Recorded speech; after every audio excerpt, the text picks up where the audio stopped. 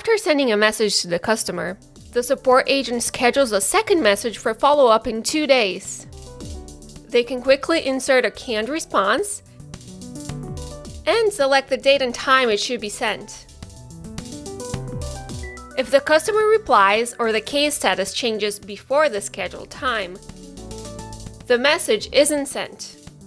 The draft can be edited as needed, but if there is no activity from the customer, the message will be sent as scheduled.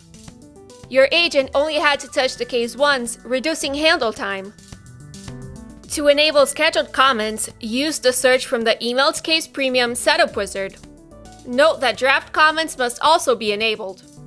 Toggle the feature on and click the Save button. How would you use scheduled comments for Emailed Case Premium to improve your service experience?